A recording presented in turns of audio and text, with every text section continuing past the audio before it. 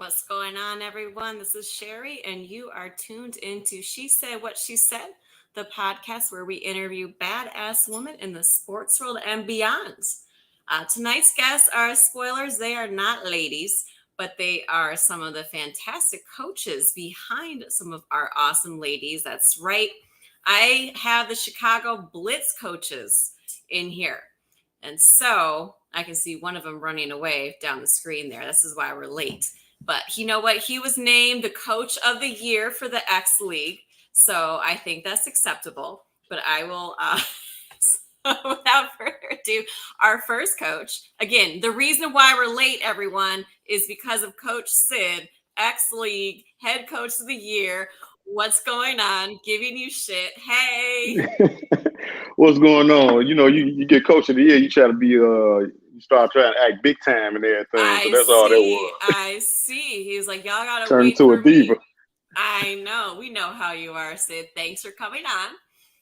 And Thanks for having me. Of course. And we have one of your other coaches. We have so Sid, you're the head coach and you're also the defensive coordinator. Yes. And so we have the offensive coordinator and the wide receiver coach, Allan Williams. What's going on? What up? Thanks for coming on, guys. Thanks for having us. First of all, congratulations. Coach of the year, championship team of the year, and then offensive player of the year. So, 4? Did I miss someone? Nope, that was it. But we also had another player nominated for Offensive Player of the Year as well, Tamika Robinson. Yes, we had 2 there. We had the nomination for B on the X Factor, the multiplayer. The X Factor. Didn't you have a lineman nominated? Wasn't there? Stephanie Daniels was nominated for the Lineman of the Year award. Yeah. At least one of us has to remember this. It's so many awards, you can't remember all of them. I know, right? Exactly. Oh, man. And then there's Allan. Hey. Just kidding. I don't think they do an assistant coach of the year award yet, do they? They don't, but they should do a coaching staff award. They actually used to. In the old league, they actually did, because I remember Pike winning it one year. So they need to bring that back for my man can get his trophy too. Right. And oh shit, we got Steph's mom. Hey, coaches, good to see you again. Bam. Hey, what up, Mom? I don't know if you guys watched the interview I did with Steph a couple of weeks ago, but Mom's was hilarious. Yes, especially first of all, she was like, "You missed this award," which I didn't know about. Thank you. But then when she said she was going to work on her throwing arm in the off season, Steph goes, "Mom, log off." One of my favorite moments ever on this show. So Sherry, spelled correctly, thanks for joining us as well. Oh man, so big year. But before we get into this year building the team, I always like to do a little bit of background. I'm not gonna do too much because y'all are the dudes, whatever. We're focusing on the ladies, but and how Sid, I've known you for years. My bad for going on a rant about you for like 5 minutes when we did the pre-playoff show. But it was love. Okay, first of all, we'll get into Sid's background, but Sid and I played together for years in flag, but we played against each other beginning. I could not stand this man. I thought he was so arrogant, so full of himself. So when Moses and Bobby said they were bringing him over to movement to run the defense, I was like, no, I'm a captain too. Where's my vote? And I got voted off. I was about to quit. They're like, just give it a chance. Just give it a chance. And I don't think Sid liked me either. I think he thought that I was overrated, washed up. And so, but after one practice together, literally just one, I was like, oh shit, I actually really like this guy. Sure. I love you. I've always loved you. And it's not that initial feeling that you got about me. I won't say that I'm a stranger to it. You know, that tends to happen a little bit, but yeah, you know, I set in. I wear people down, so I get to give them to love me. So same thing with this Blitz team. So the same thing happened here. So we Exactly. all butted heads like that at first, and now we the biggest, happiest family ever. So I don't think we didn't even really butt heads once we got onto the actual same team. oh no, Yeah, because it was like, oh, it was like, I don't know, like just the very first practice. I was like, oh, okay. I won't say I liked you more than Moses being the coach, but I mean, wasn't improved. I will say I got better at zone. that's all that matter.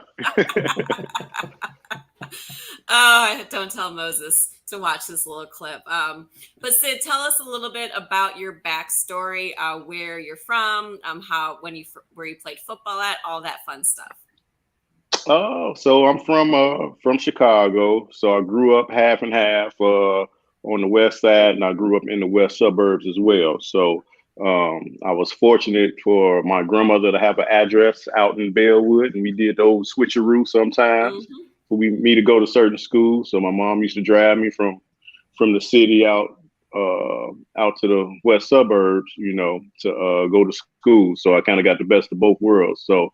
But Vassar West High School. From there, went out to California. Did a little junior college out there. Two-sport athlete.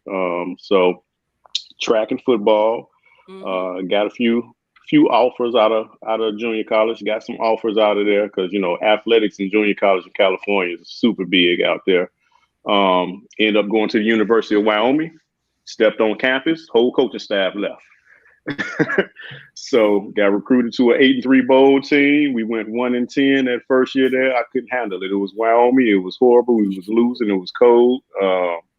Transferred out of there, but I would have to sit out to go Division I. This is before they had the portal The rule and transfer everything. portal, yep. Yeah.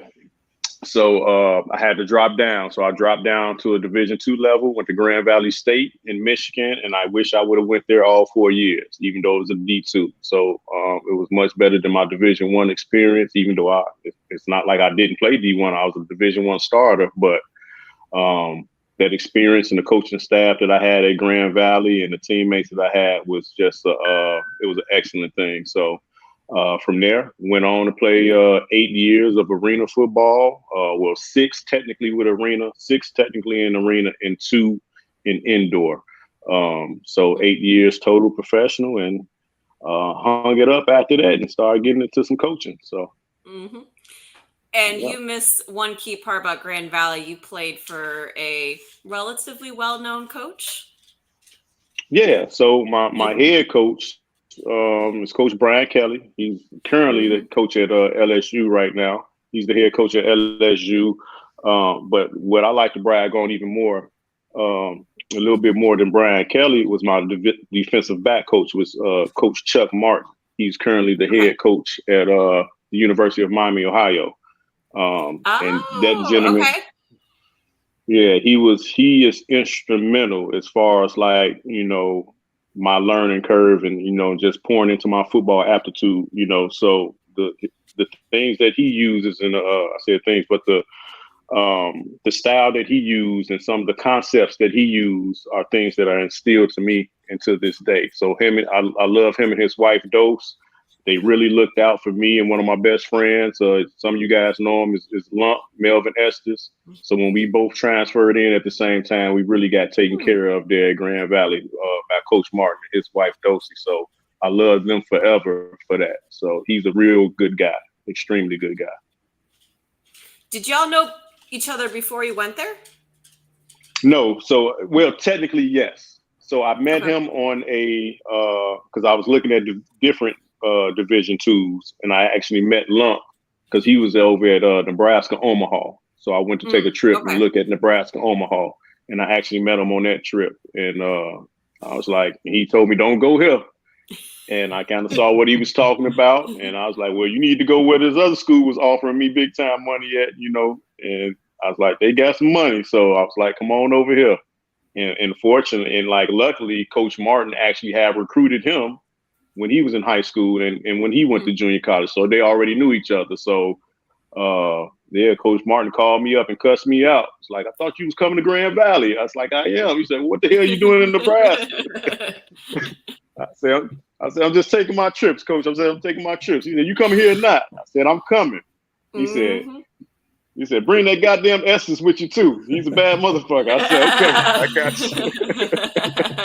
I said, we both coming, Coach. We coming. So, and that was that. We've been one of my best friends ever since then, man. So yeah, had some good times there at Grand Valley. I always like to learn friendship origin stories, because sometimes you like, oh, did they grow up with each other? But no, because you're both from here. You still hang out. Yeah. Kind of your superhero origin story, you guys. I know, right? And a lot of times people thought it was my brother, thought we looked alike. So maybe cousin. I would say cousin. Yeah, I would say cousin, brother, maybe like a half sibling. You don't look, just because you don't have any hair doesn't mean y'all look alike. Yeah. Look, don't let JaVale tell it. JaVale thought we was the same person for years. So, okay, I'm never forgetting that, and I will find a moment to use that. Oh, and Allan, what about you? Because I just met you this past year, so and I purposely did not ask you your superhero origin story beforehand, so it could be new to me as well.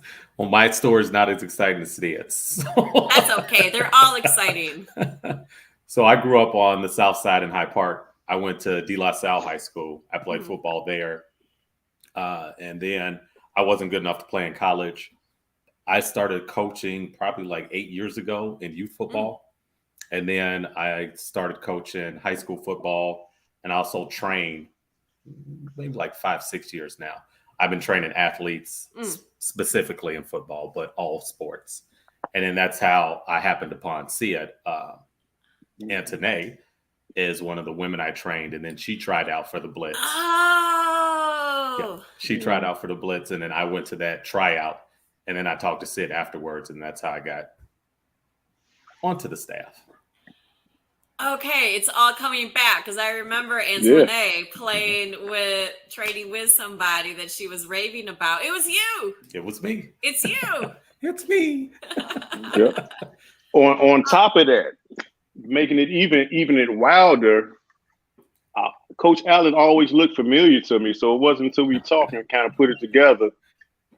He was the offensive coordinator for my sons. You heard him say he coached youth football. He was the offensive coordinator for my son's youth team. So my son was in seventh grade? Was it seventh grade? I think because him and his son was on the same team as well. And his son is a beast. If you guys don't know his son, y'all better get to know him. Like he is I've seen on Facebook. He is a lot taller than you. Oh, we got some shit talking. Terrence saying De La Salle. Sorry to hear that, Coach. There was nothing wrong with De La Salle back then. But I remember him being the offensive coordinator, and I definitely wanted to get him on because, I'm dealing with my son, and usually in youth football, you got kind of idiots as coaches. And that whole season, as much as you guys may not think I was, I never said a word to the coaching staff as far as that, and anything like that. I wasn't that parent yelling in the stands or whatever. But Coach Allan did an excellent job, coaching the youth and even pouring into my son. To be honest, my son that year, I'm very honest, he got more playing time than I thought he should, but they worked. It's like bench him, right? Bench number 25. That's your son. I'm a realist, But he did an excellent job that season, with the fellas or whatever. And that's something that actually stood out to me. So when we talked or whatever, and we put 2 and 2 together, it was just like an extra plus. So, and we've been rocking that ever since. So, yes, sir. I appreciate the man big time. I love it, man. Terrence went to Mount Carmel. Mount Carmel used to beat us all the time. And Terrence is the head of this podcast network, so we can't talk too much shit about him because he might pull my whole show. But right. No, was he there? Was Terrence there with church, or is he older? Is he older? He's older. I don't want to say how Okay. old, but he's older. Terrence ain't that old now. No, he ain't no older than me and Allan.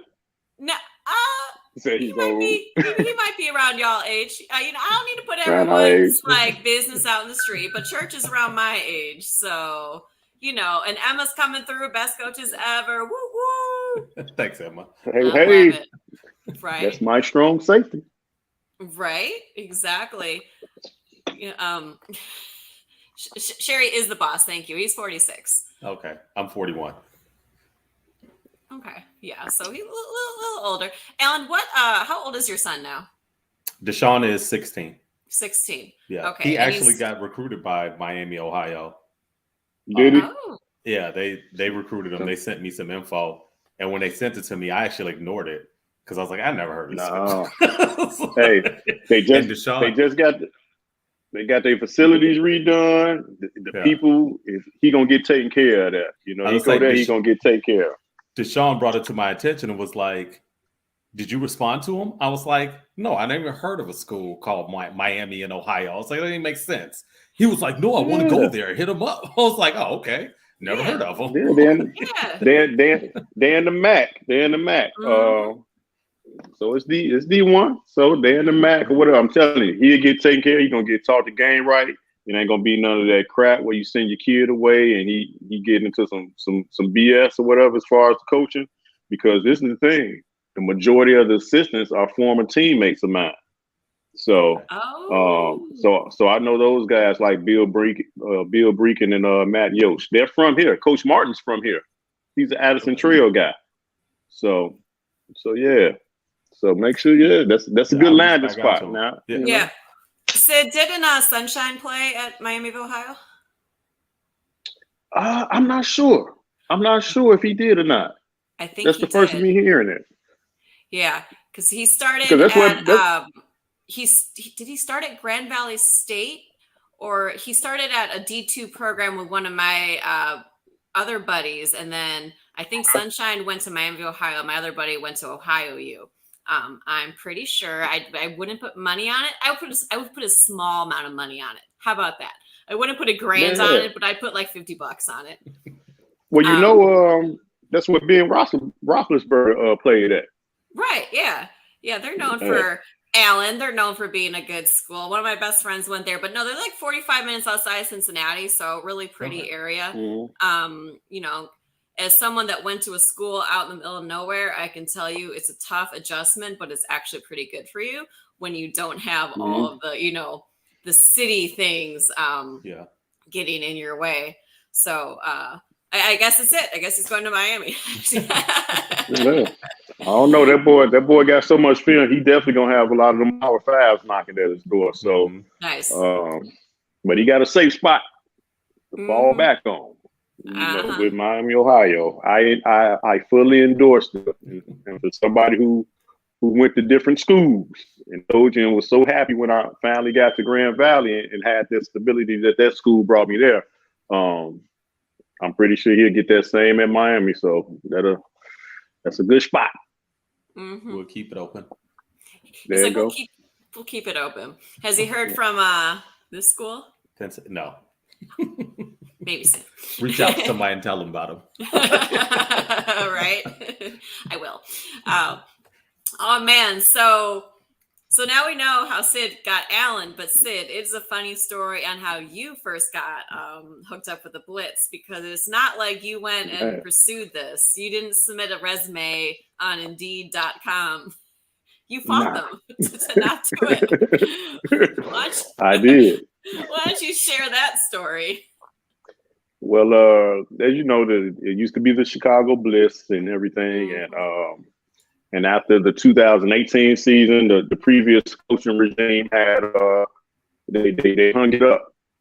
So I was actually for a couple of years I was kind of going back and forth because I was real familiar with the Blitz, and they used to practice at Mandrake and everything, and their former coach was one of my former coaches.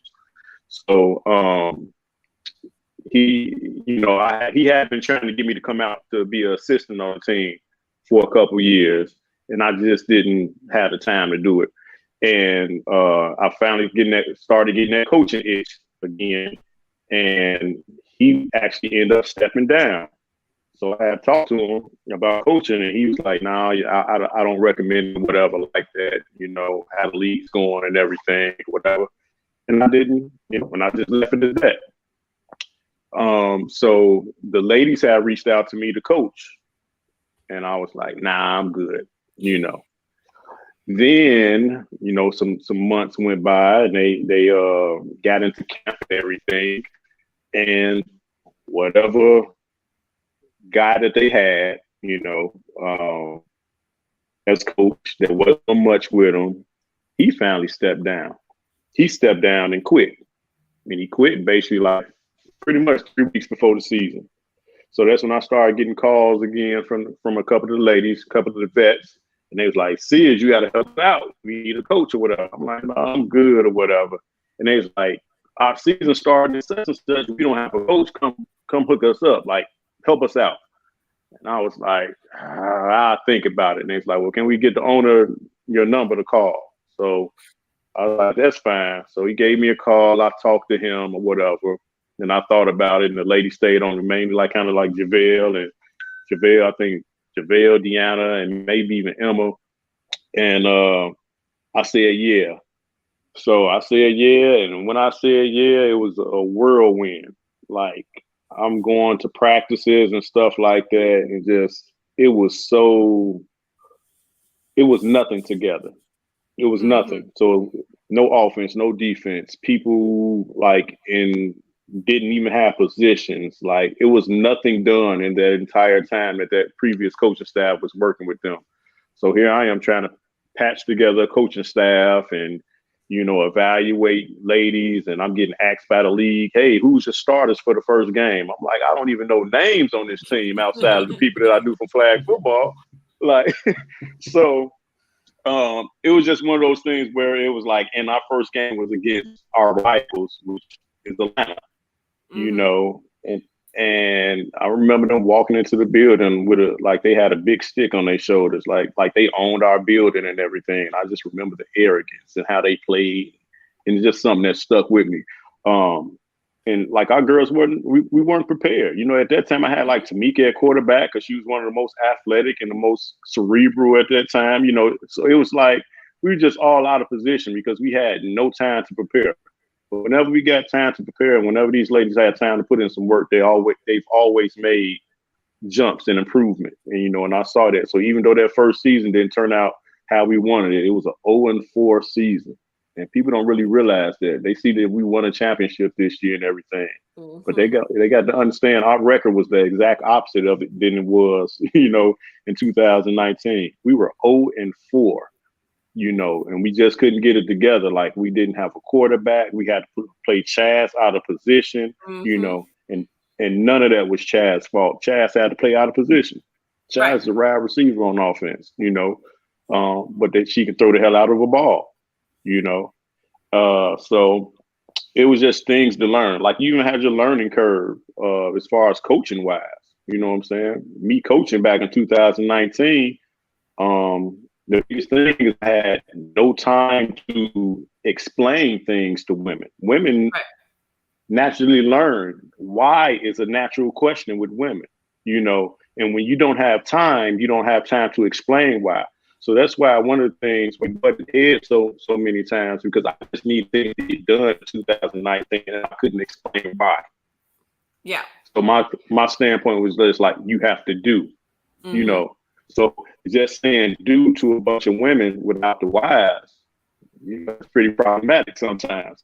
So, but yeah, we learned, we stuck together, we trained our butts off, we got more comfortable with each other.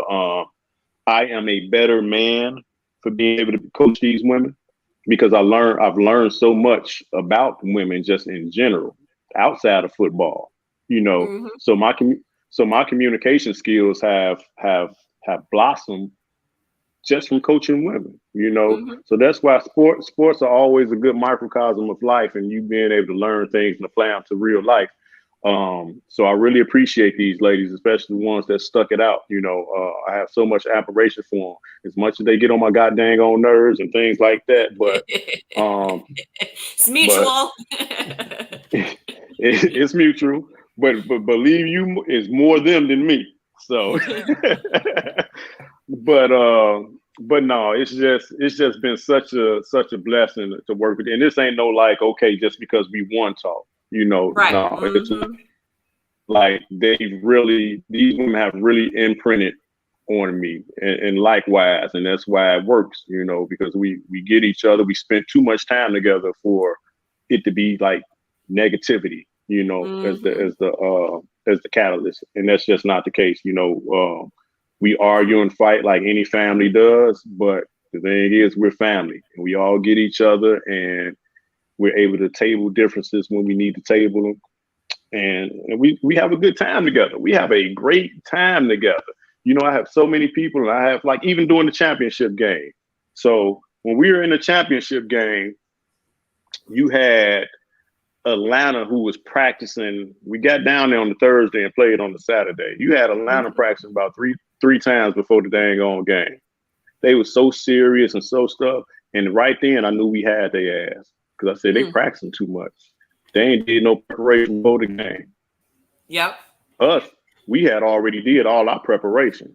So all we had to do was just fine tune our stuff and just, and I wanted our ladies, like we operate in a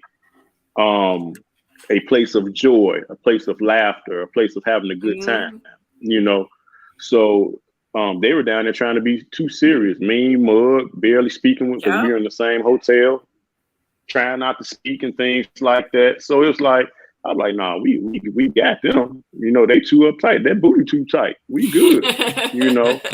So I mean, there's a reason so we why. were very prepared. Yeah, there's a reason why a lot of teams do things like rookie talent shows. You know what I mean? Before a championship time, like that. If there's a time to cut loose and kick it and have fun, it's before. Like we would do before Big Ten championships. Yeah, we weren't like stone cold serious. That's when you do the things that you go see a Disney movie together. You go do things to lighten up the spirit. It's like you said. I mean, the secret to running fast, performing well is being relaxed, relying on muscle memory, and don't clench your booty cheeks. You can't be so you're gonna mess up. So that was so we had the disaster of the season, not a disaster, but we had the learning curve in 2019. Then we had COVID. So you had a very, very long time to think about those losses. You had to stew in it. Yeah, you had to stew in it.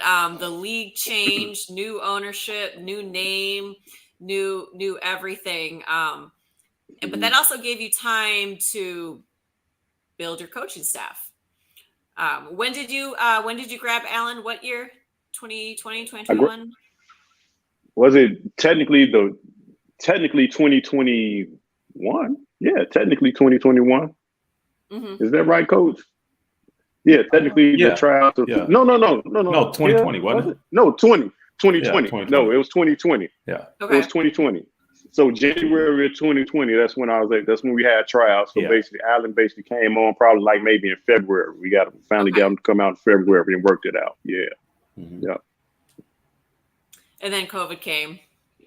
And then COVID came. And that was that. And there was no season last year in 2021 either. Correct. And so you had another year to stew on it. Yes. Did you ever think about just saying, fuck it?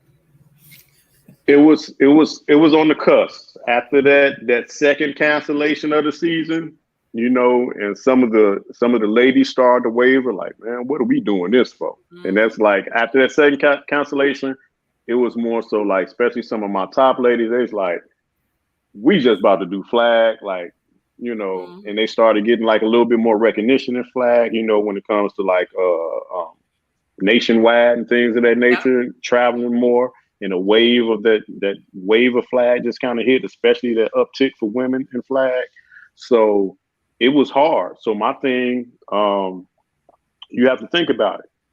My thing that I purposely wanted to do was that I had to think about, and I said, I'm not going to fight it. I'm not going to fight it, and I'm not going to drive a wedge and say, you guys have to choose flag or Mm-hmm. blitz.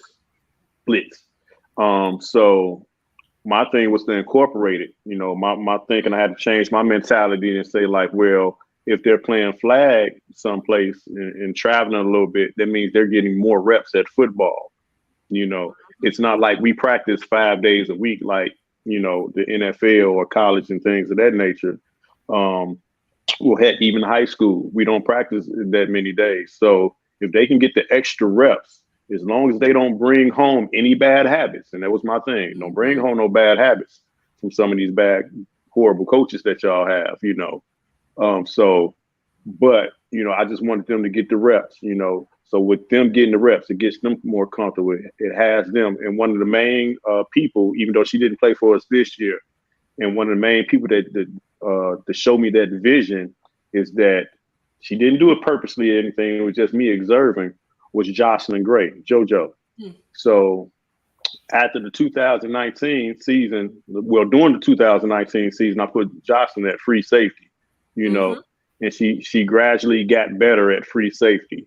Then that season, that the direct season after the Blitz season that year, I saw her confidence shoot up with her playing so much flag football, and she got Mm-hmm. better and better and better. And I'm like, you got to use that as the farm system.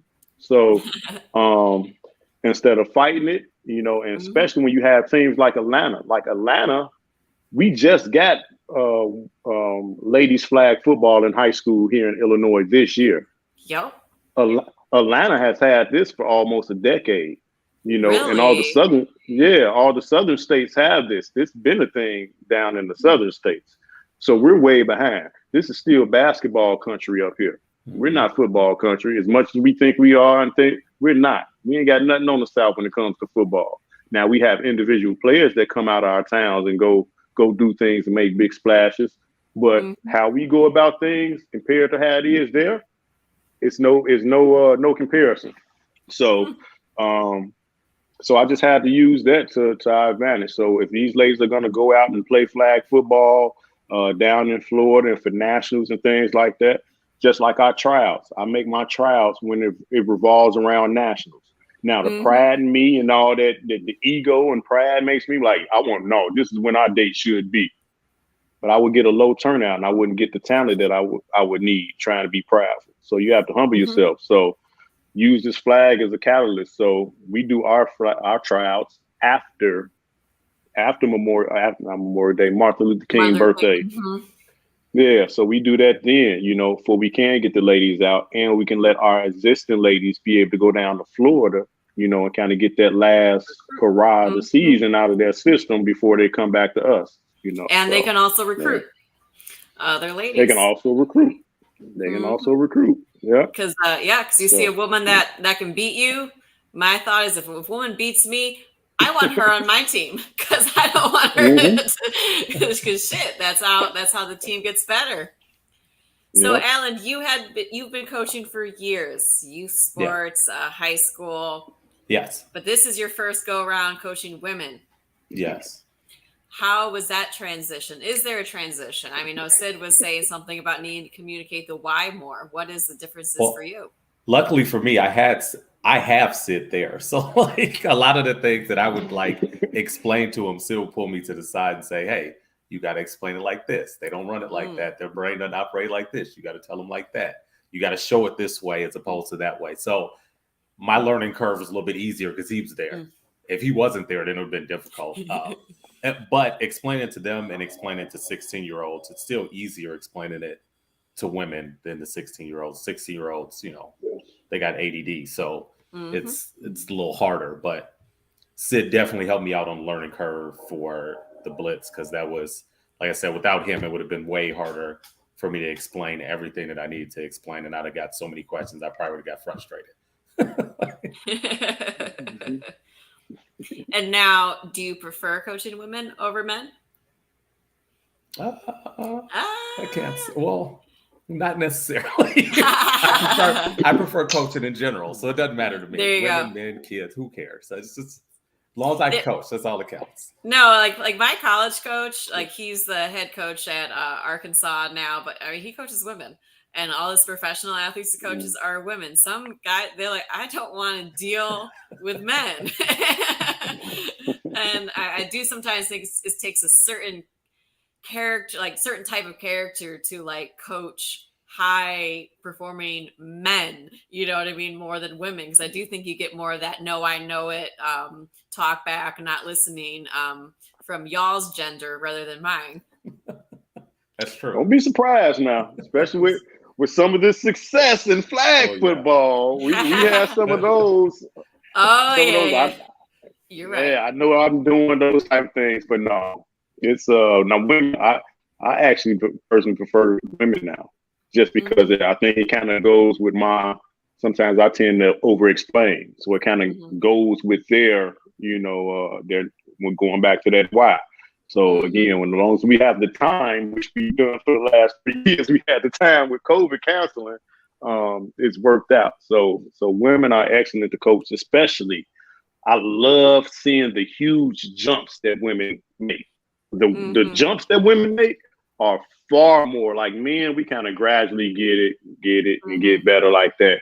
Women get better in leaps and bounds. It's amazing to see. Like, so when you're able to see that, and when that light bulb goes on, and they get certain things, and it's beautiful.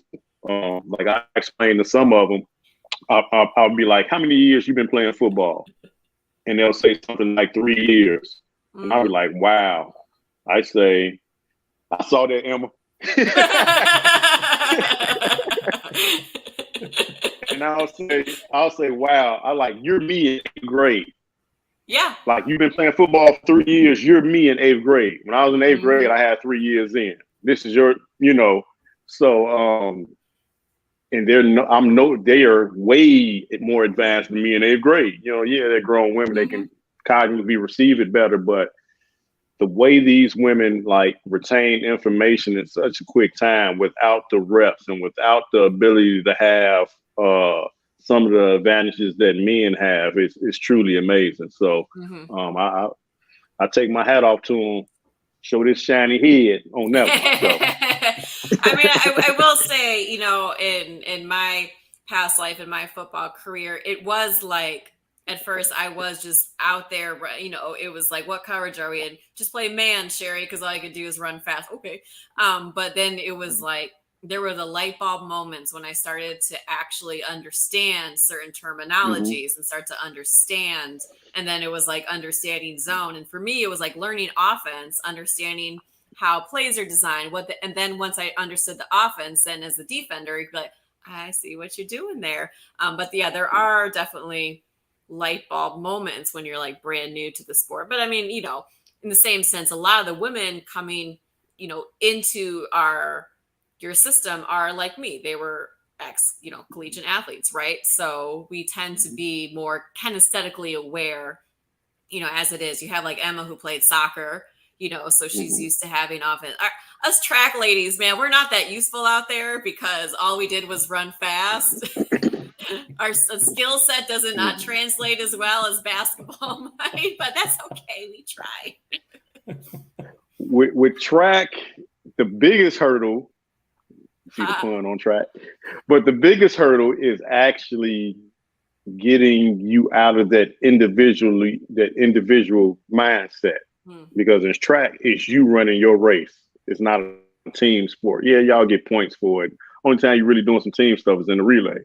So it's just kind of getting out of that mindset. So like you said, it's a little bit easier with basketball and some of the other team sports. Well, you have to run different in track, right? Because in a sprint, your stride is longer. That's what I had to learn is football. You have to have a shorter stride. You have to be able to cut. You have to be able to run backwards, sideways, lateral. It's weird because that's why like when people say track speed doesn't always translate to football speed because it didn't make sense until you're trying to like catch a football in full stride and realize I can't be running like I'm running a 200. I have to be able to change my stride up. But it was like, that's like that mental thing to break where you're like, huh, no fucking idea. You don't even think about it, right? Yeah. So now, so last year, we're out of COVID, the league's happening. We have new ownership, new league, things are going on. It's time to build the team. So, and you guys had a tryout. I was there. Sid didn't let me try out. He said I was old, retired, washed up. He handed me a clipboard. So here's my doorbell. Go ahead. Keep going.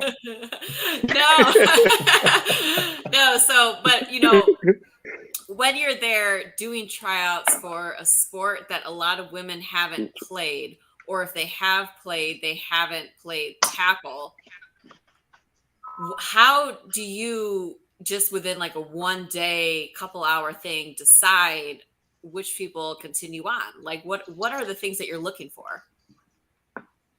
So I am looking for potential. Mm-hmm. That's all. And how do you find the potential?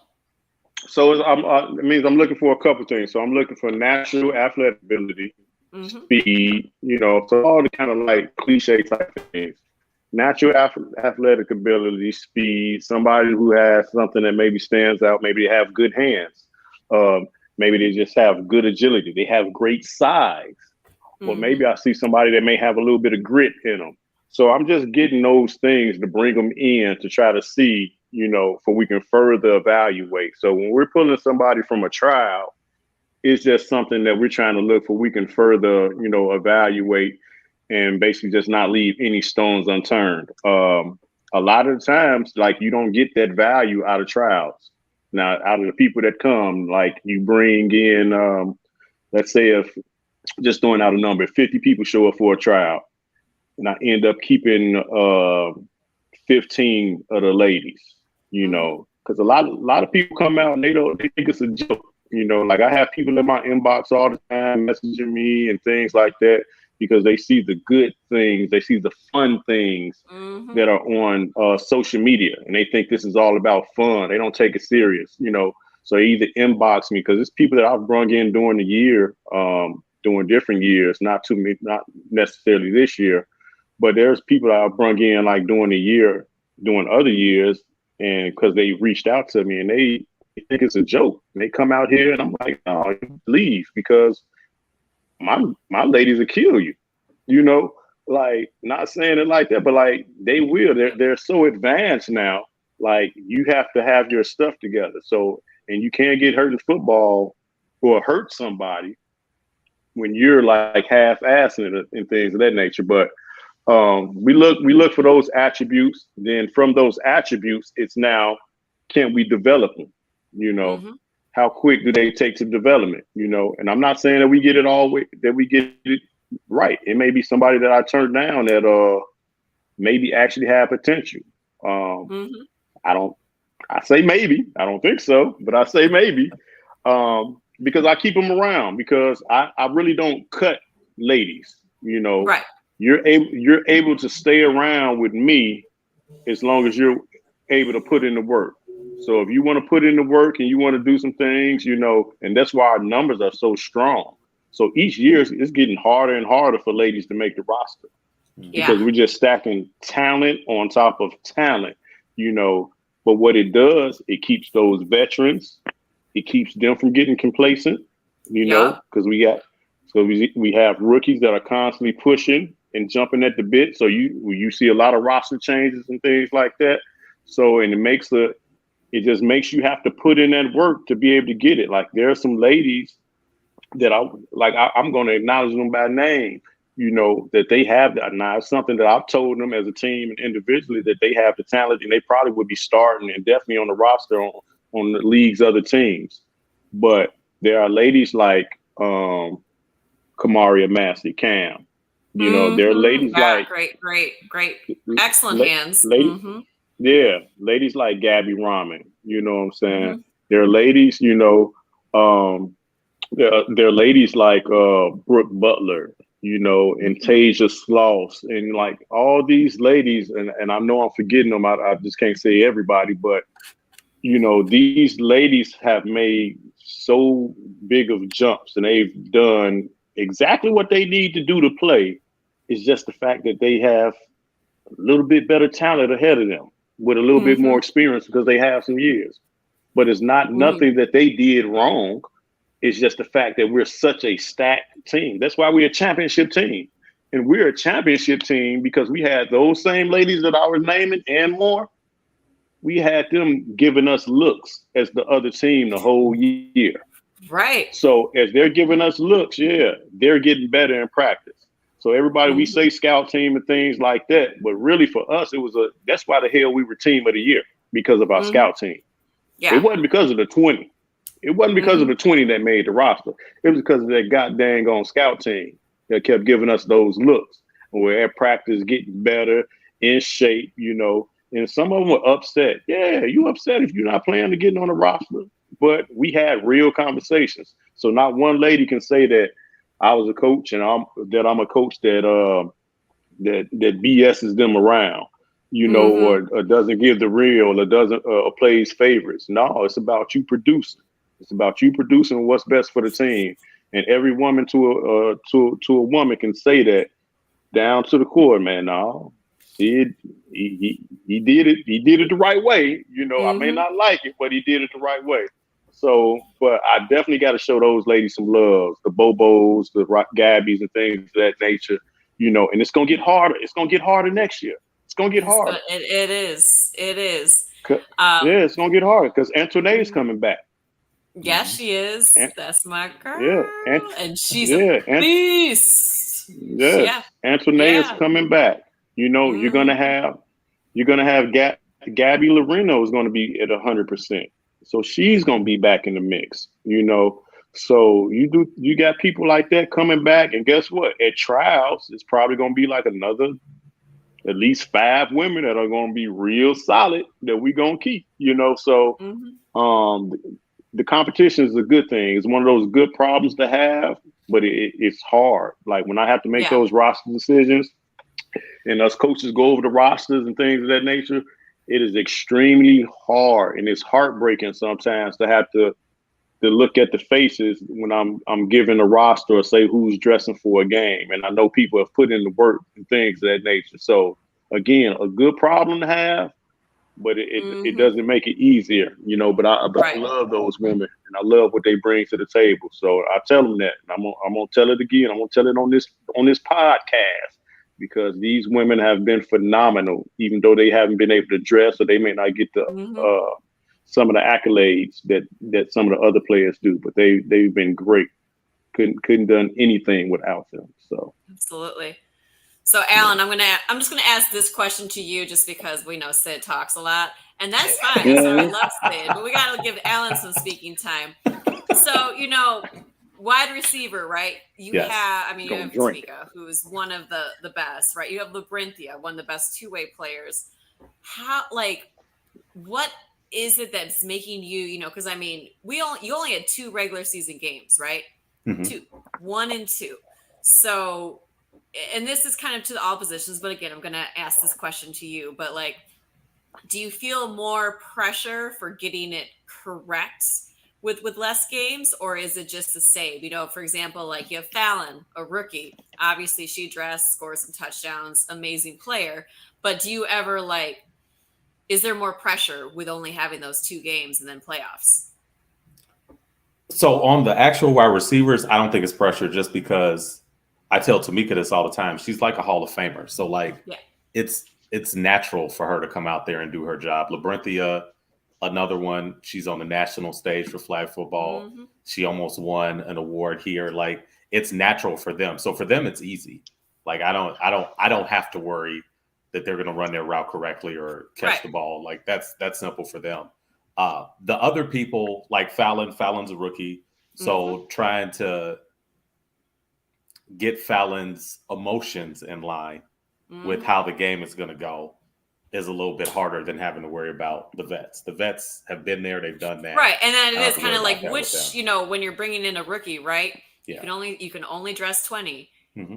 You can't tell someone in the middle of the game, let me go grab you. So it's like, a wide receiver, how are they going to react to being hit? A corner, how are they going to react to actually having to tackle? Like, so like when you're bringing those rookies onto that, calling those rookies up, man, what is kind of going through your head? With Fallon has the hands, and she's played flag before. So in my mind, I knew Fallon. Well, one, you got to give them leeway because you know that they're going to make some mistakes because they're rookies. Yeah. But due to the games that we played and how all the games went, by the time we got to the championship game, all the butterflies, I feel like, and all of the pressure was already gone because almost, I think every game we played went to overtime. Didn't it say?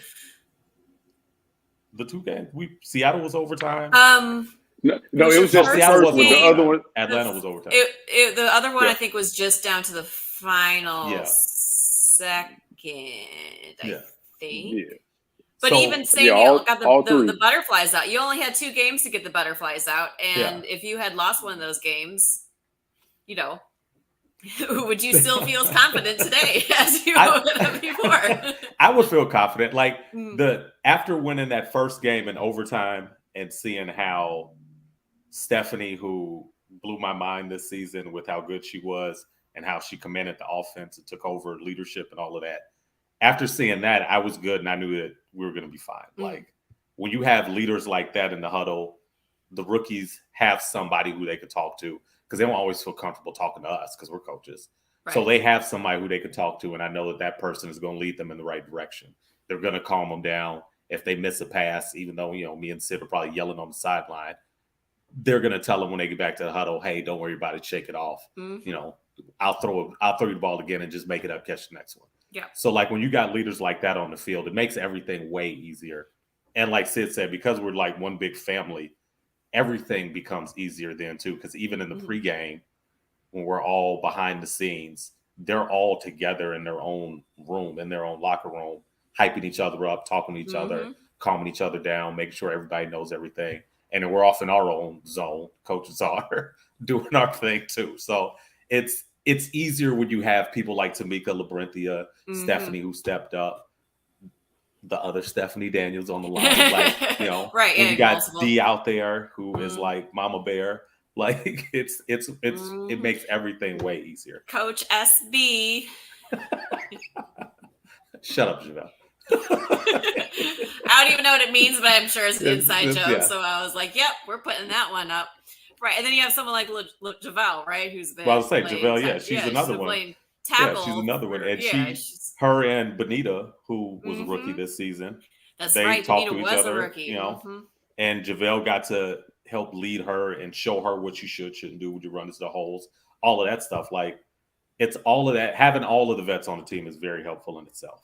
It takes some of the pressure off of us to have to make sure and explain every single thing. Because I know if we miss something, they'll be able to tell them on the field.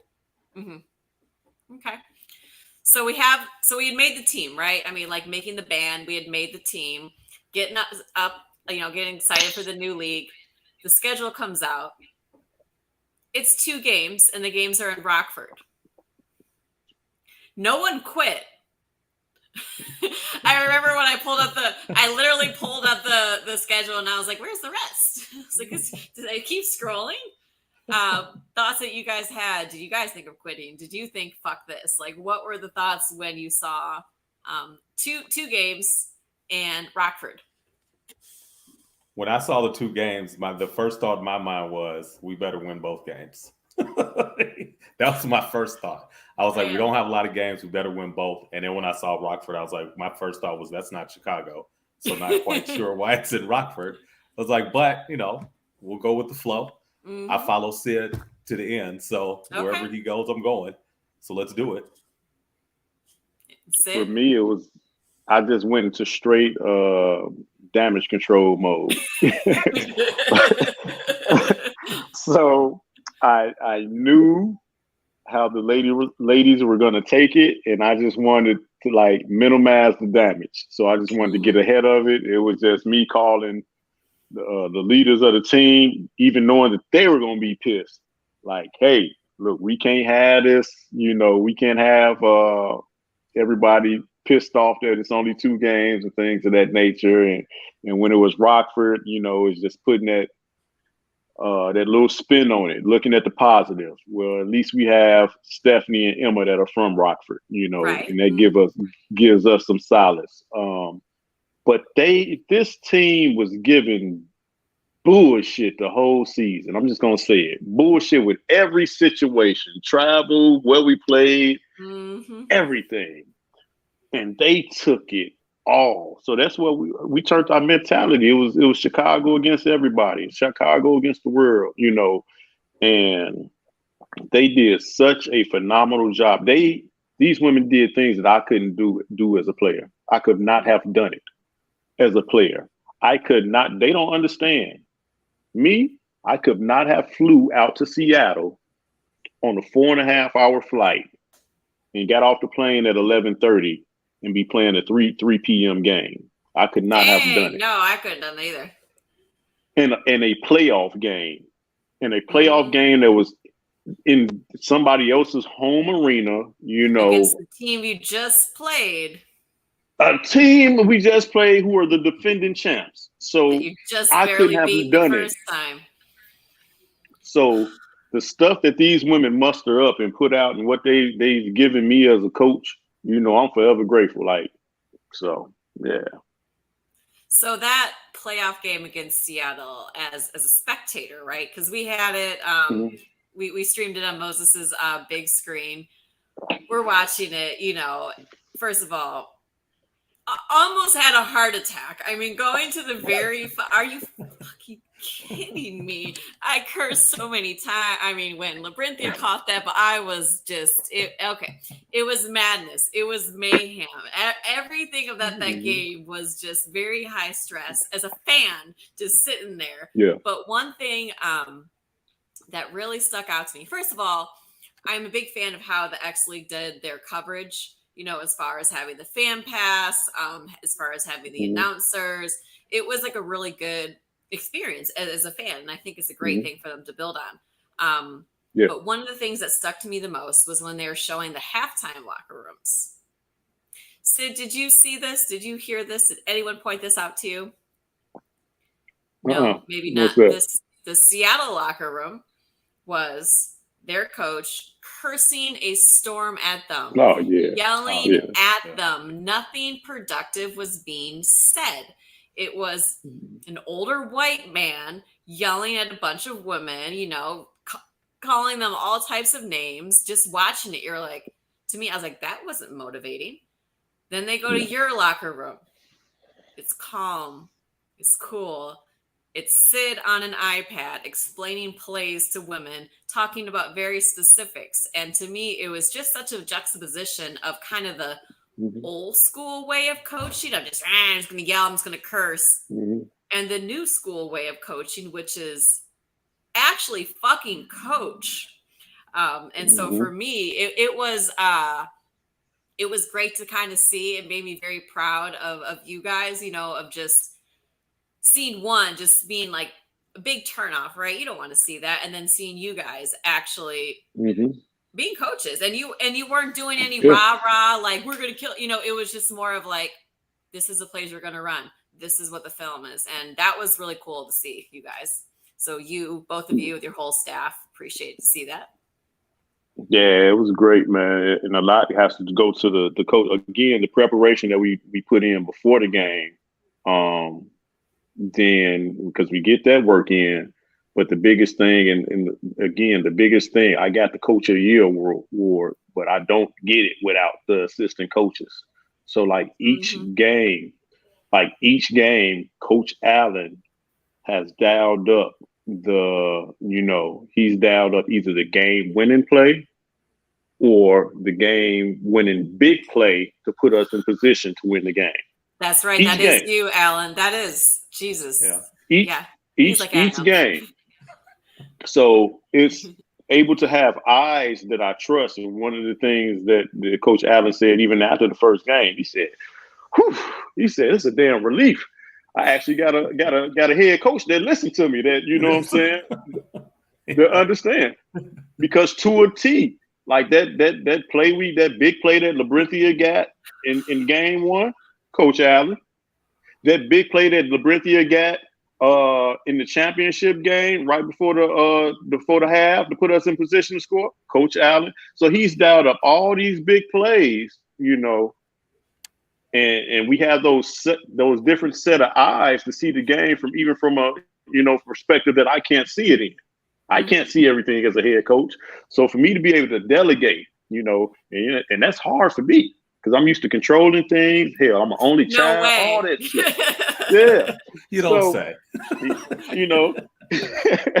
But to be able to delegate to somebody that you can trust, you know what I'm saying? And not just Coach Allan, you know what I'm saying? Jay Knight, and Coach Tate, you know what I'm saying?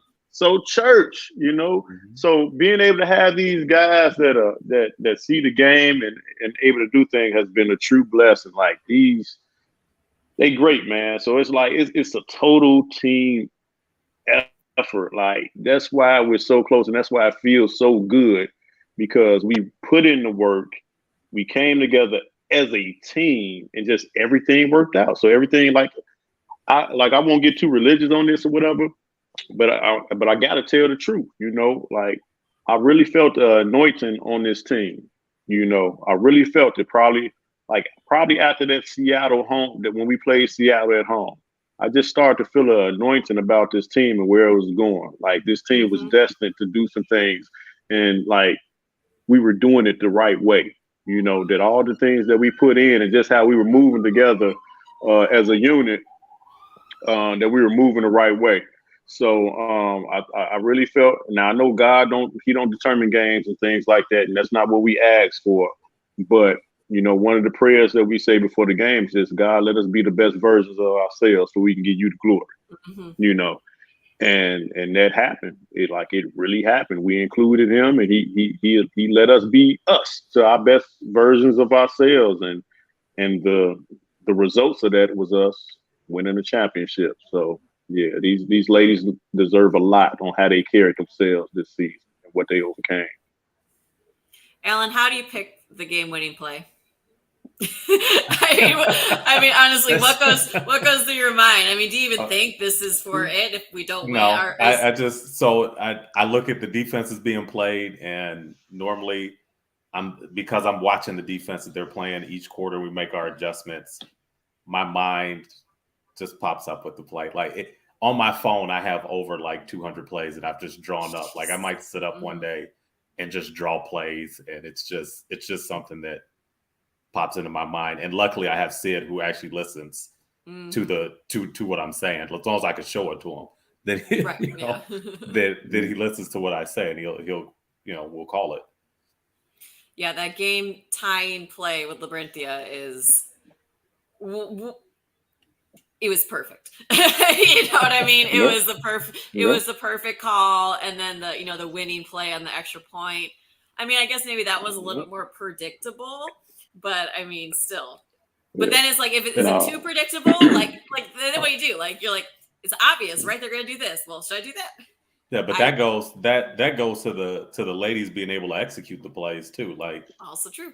Everybody knew that Stephanie was going to do the quarterback sneak for the point after, but they got to stop it. And the ladies blocked perfectly for it, and Stephanie did exactly what she was supposed to, and she got in. So a lot of this goes to the lady. We could call all the best plays in the world, but without their execution and their talent, it wouldn't work. This is true. This is very true. Because your ladies on the line, your offensive line, man, that is a beautiful group, and they are strong, and they are very good at what they do. So, in a weird way, your least competitive game of the whole season was the championship game. I mean, it was low scoring, but you guys were in the driver's seat, and I, as a fan. My mom was in town, and I was like, by the way, Mom, we're watching this game. Sorry. She understood. She understood, because I was like, well, Emma's in it, Fallon's in it, all the people that I played with for years. But I never had that, oh my God, you guys were in control. And it was weird. That whole second half, it was did it feel different? I mean, from having these stressful, game ending, potentially go in with like 5 minutes left, we pretty much knew who was going to win? Well, each game we knew, like, we had great game plans going into each game, so it was just about our execution. So especially defensively, our defense had been kind of lagging behind each game. But let me put this out, not an excuse to the defense or anybody, but you got to understand, we basically played the two top teams of the year twice this year. So everybody else got cupcake games, so they got to play like bum, and I hate to say bums, but they got to play lesser competition. Yeah, I'm allowed to say it. That's what I said. Yeah. They got easier games. So, they got easier games than us. So all our games were nail biters, which essentially made us tougher or whatever. But going against Atlanta, we knew, especially going against Atlanta in the championship game, like they've always been super simple in what they've done. So and very predictable. And now that they had a rookie quarterback playing in this game that I know had a extremely long delivery, and that she could not beat us passing that ball. I knew that as long as we stopped their offense running the ball, we would be fine. And the games that Atlanta had success running the ball, they didn't have success running the ball on us that first game when they played as Kansas City. When they played those other two teams, those teams aren't physical like us. So I knew we would be stopping their run. And as long as we scored, we didn't score as much on offense as I thought we should have. And going back and we looked at that tape, we had a lot of missed blocking assignments. I was giving Atlanta credit, like, during the game, like, dang, they must have stepped their game up a little bit. But no, when I watched that film, that championship game, that was all on us. So we really should have gotten their ass. I'm going to say it. We should have gotten their ass more offensively. But no, we never feared them. The only thing that I had, and I won't say fear, that I had a high alert about was just number 15, Jolia Fezakai for Atlanta. If we had to contain her, because that was the only reason they were in the first game was because of Jolie. And we had some bad safety play. But good old Jade. Austin. Jade had probably the play of the game. Oh my! And Jade is not that tall either. I mean, she just Jade got good size though. But talk about like compared to her, high pointing a ball perfectly against a taller receiver. She got under. She had that perfect. Yes. It was beautiful. People don't know. Like, I watched that film. People won't understand how great of a game that Jade played. She played a phenomenal game. And people see like the interception and the pass breakup. No, I'm talking about her coming down on a tackle, setting the tone, making open field tackles, bringing the wood, laying that hat on their running backs. It was beautiful. Just the whole defense in general. It was a point like in the second half that the defense was rolling so good when I watched that film. It was like the perfect team defense. Like, every single woman was doing the thing. And like, another play real quick that stands out is that Beat Christian Holmes. She gave up a touchdown, and this lady made a hell of a play. She was right there on the play. Chris was in perfect position, honestly. Yeah, she was in perfect position. It was just a great catch against somebody that we knew that was an athlete and everything. And they got players too, and they players made a play on that play. But what I love, you go back and watch that tape, was the very next play, which was the extra point that we really needed to stop them on. Beat, the smallest person on the field, sucked that shit up. She got it. She got excited, and she went and she stoned their big running back, for the extra point. Like, she absolutely stoned her, held on, was like and the Cavalry behind the line of scrimmage. It was like, and you're going down. Yep. Yeah. And people don't know how big that play was, and just to see that maturation, because that's supposed to be the weak point of her game, which is the physical contact part. And she could have nailed it in and like mailed it in and said, "Oh, damn, I gave up a big touchdown," and easily kind of gave up that extra point. But she sucked that shit up and went and she attacked and she stoned that girl. and the cavalry came and they didn't get no more points. So I that was big shit for me. Like that speaks volumes to That's a her. And so rookie who has never played tackle before, who throughout the mm-hmm. season has had some incredible open field tackles, like Mm-hmm. or like you said, the stone wall and holding until the cavalry Yeah. comes. I mean, Yeah. talk about someone who was not playing like a rookie, but she is a rookie and she's tiny. And god Mm-hmm. damn, yeah, that's great coaching. That is great coaching of teaching how to open field tackle. Because I mean, you see it in the NFL. You see it on Saturdays against college of how many guys aren't able to properly open field tackle, right? Yeah. And there's You us saw these women getting it right first try. You saw Jalen Ramsey. You saw Jalen Ramsey miss that tackle on Deebo Samuel this week in the open field. So exactly. Not the tackle. Yeah. But it's, I mean, it's, so, again, this wasn't the nail biter to the very end. So as the clock was ticking down and it hits 0 and all the confetti comes down, what is going through your guys' minds? Go ahead, Coach Al. I was just excited. I was before it even hit 0. I was already on the sideline telling everybody we're about to take a knee. This game's over. I was jumping up and down. I was ready for the confetti to fall before it hit 0, and you could tell in Atlanta's face how brokenhearted they were that they lost. But yeah, it was amazing to see the women jumping up and down, all the coaches jumping up and down. I think Coach Tate had the cigars. He brought the cigars out. It was an awesome feeling. Yeah, it was great. It was just it felt vindicated. It felt vindicated. As far as just like turning it around, getting that championship. It validates all the hard work that you put in, and I was just so happy for the ladies because they can see the hard work that they put in and they can see it come to fruition. Like they didn't give up, they didn't quit. And like one of the biggest things that I, especially after the Rockford game and obviously the championship game, just the family and the people that came to support, I wanted them to be with them and celebrate with them. So that's why I'm like, going to the stands, go get your family, get everybody out, because these are the memories that like you can't replace this. For me as a player, I can't get this back. I was able to experience it. So I know how great it is. So for them to be able to experience it or whatever, that's all I want them to be able to get that same joy out of a game that I got the joy out of. So it was surreal. It just like I just like to sit back. Like I keep watching the tape now.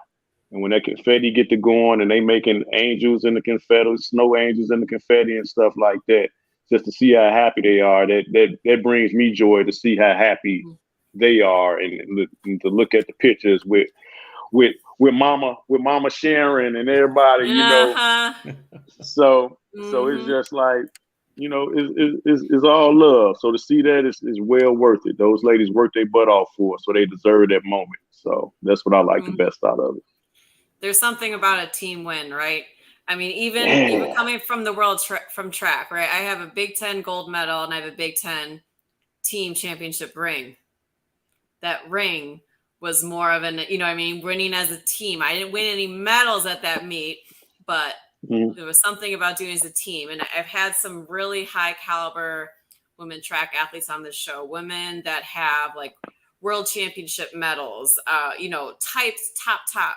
And so one of my questions I always ask is, all right, building's on fire. You could only save one medal. Which is it? And I've been surprised where you'll hear these women talk more about the relay medal or something that was related to a team rather than their individual medal. It's just so interesting, how like I was talking to my teammate, my training partner, Shayna, and I was thinking that her favorite medal is obviously going to be, her world, championship was a silver, bronze, one of them with the relays, but her favorite was not her individual college title either. It was Penn State's 4x4 title. It was that was her favorite one. And it was just so interesting about, how you're saying earlier about track still being individual. No, even as an individual, we still want to celebrate with a team, right? There's nothing like having others around you celebrating that exact same thing. It's a special experience, and you can't take that away. Man, yeah, it's good. It's good. I always had a question. I don't know if this is a proper place to ask you, Sherry, real quick. Since you ran at Penn State, so I was down in Houston. Short story. I was down in Houston or whatever at this bar, and I met this girl, and she walked like an athlete, and I knew she was an athlete. I'm always in recruit mode. This was years ago. This is probably like maybe 3 years ago. And she ended up running at Penn State. I wonder if you guys were there at the same time. Do you know a girl? I don't know her last name, but her first name is real easy. And first name is Dynasty. She's younger than me. I know who you're talking about, though. You know what I'm talking about? You know what I'm talking about? Yep. She got some height in. On the man. Yeah. She came in after me. Okay. All right. So I just always wanted to ask. I've been forgetting to ask you about that, but since you just talked about track, it finally dawned on me. Yeah. Yeah. Okay. Yeah. She was the next regime that came through. Gotcha. All right. I was the start of, so when I was actually in college or high school, Penn State was 8th place in the Big Ten. This is when we had 10 teams. Yeah. My freshman year, we were 2nd, and my sophomore year we won. So now, I was did you ever turning point. So did you ever run against Tamika Snacks? Oh my God! So funny story. Okay, phenomenal story for you, right? So Tamika's a little younger than me. Snacks, though. Okay. I ran against Snacks not just in college, but also in high school, because she went to Morgan Park. She was from the best school in Illinois. I was from the best school in Michigan. We would go to this big meet in Ohio every single year. We both run the same meet, but we realized I found old tapes that my dad had from early 2000s, from like my junior year, but we weren't running the same events. Because Snacks is like, I know I got second. I found the tape. It was her getting second to my world championship hurdler teammate. But like that, yeah, I thought I ran against her in the 200. But then it was like my sophomore year. Her and I both ran the 400 finals at indoor Big Tens, and she placed, I think, one spot ahead of me, but we were in the different heats. Okay. So she's just 1 year old. But yeah, it was like, the universe was trying to put us together in high school, trying to throw us together in college, and then finally got it right in flag football. And I was like, wait, you're in Illinois. Finally got it right. Wait, you're right. You ran at Morgan Park? Like, oh my God. Yeah. So I think Snacks and I did run some relays against each other, but it would be too hard to figure out like what legs we ran. Gotcha. 4x4. Gotcha. But yeah, we ran against each other. Okay. I was gonna say, if you guys did run against each other, was she yelling during the race or some shit like that?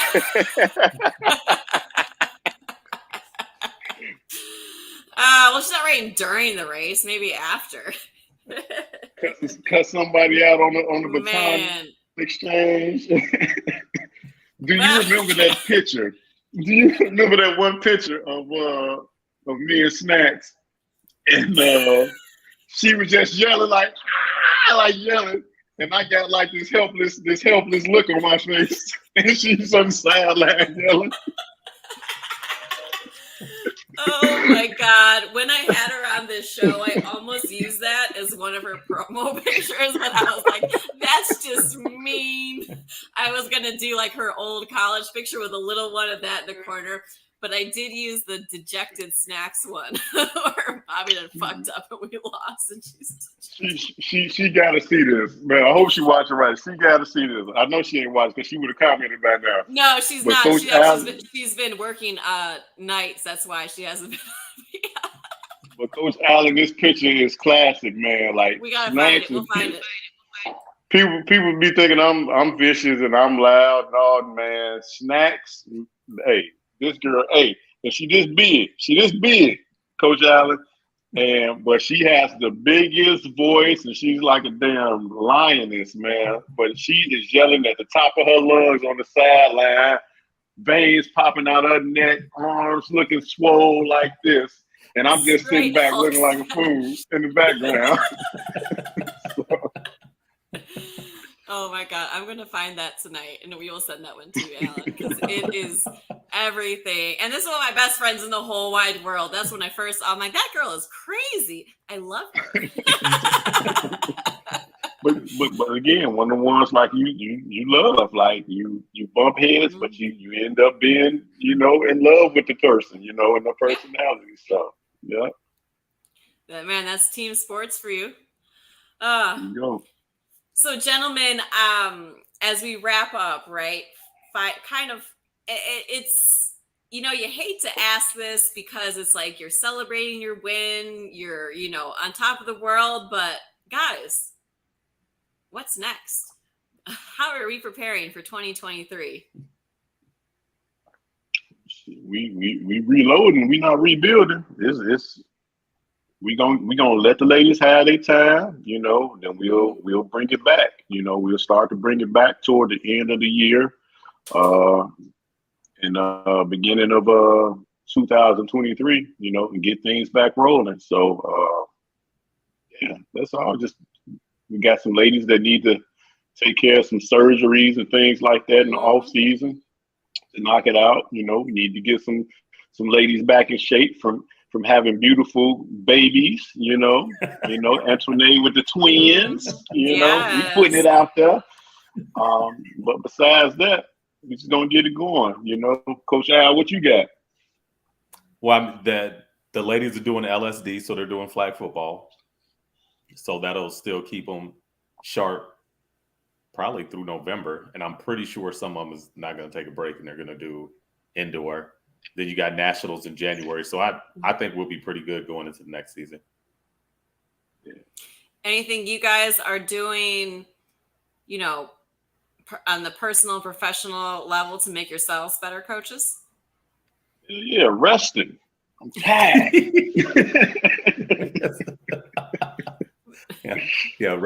Resting is key. I'm still coaching at Montini right now. Right, Our season won't be over until like a little bit after Thanksgiving if we make playoffs. So I'll be resting after that. And then I'll also be doing some of my training still. So out in Aurora. So my coaching and training never ends. It's just year long. Mm-hmm. Gotta take that rest. Yeah, but I seriously, I'm gonna take some time to rest a little bit, but then I'll get to breaking down film and just looking at some, points of improvement that I can do as a head coach when it comes to the X's and O's and things that we can do better and how I can be a little bit better and a little bit more efficient. So just adding on, sharpening our tools. So yeah. Mm-hmm. And Allan will probably have another 150 plays drawn up. I sure will. Do you ever wake up in the middle of the night like, ooh, I gotta play? Sometimes, and then I'll draw it up and then take a picture of it so that I make sure it's in my phone. There you go. Yeah, that's the life of the coach. There you go. No, mind is always going. Mind is all, and then you see it in practice, you're like, this worked really well in my dream, but yeah, it doesn't work that well on in reality. Let's scrap that one. Well, gentlemen, I thank you so much for coming on, chatting it up. Super proud of you guys for the season. Great to see, and like you said, it's not just the winning the whole thing, right? It was the team of the year. I'm personal friends with most of the team, and to see everyone just seemed like they're having fun this year. You know what I mean? It seemed like from the stories, from their emotion, what you see on social media, what I hear off social media, it was truly a special year. And, it wasn't just your guys's, it was the whole team. But, these things, having that great coaching staff helps foster it. And I thank you guys for the work that you've done on making these ladies better football players. And I thank you for coming on. Thank you. Of course. Thank you. Of course. This has been a Chicago Clubhouse Network production. Bye. Bye.